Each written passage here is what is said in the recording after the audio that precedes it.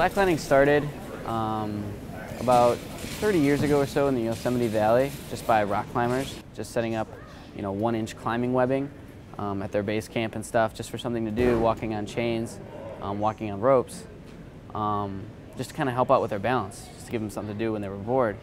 Over the years, slacklining has evolved from just walking on a piece of webbing to kind of bouncing and doing tricks and pushing the limits, going higher.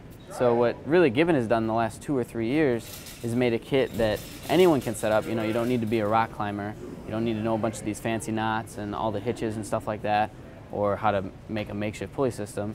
You just get a ratchet and you get a line, and the ratchets, you just crank it up and you can get it as tight as you want, so you can start doing tricks and flips and all these kinds of crazy things that people are learning.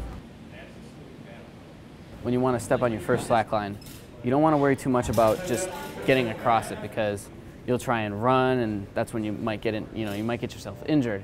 So what we usually tell people is just try and balance on one foot, just try and start figuring out the balance, start feeling out the slacklining a little bit, building up the muscles in your legs, and then eventually just start trying to take steps, and you'll just get a little bit better every day.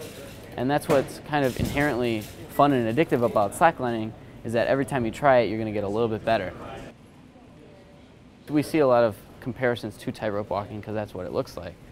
But the big difference between tightrope walking and slacklining is tightrope walking is basically a very thin steel cable.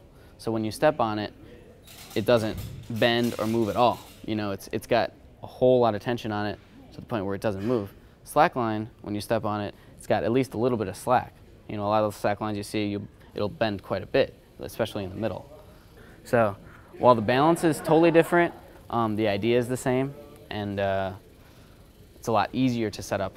It takes a whole lot of materials and rigging to set up a tightrope, as opposed to just a single ratchet and one person, Even compared to a year ago, slacklining is a way bigger sport than it was, It's really encouraging to see the growth of the sport over the last couple of years. The easiest way to get started in slacklining is check out www.gibbonslacklines.com.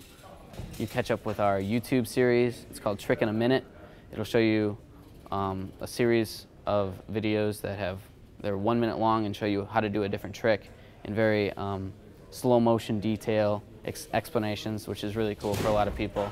But the best way to do it is just to find someone around your area that has one, or pick one up for yourself and give it a shot, because there's really nothing, it makes it look easy, but you can't really compare anything to it once you try it yourself and once you actually get better yourself.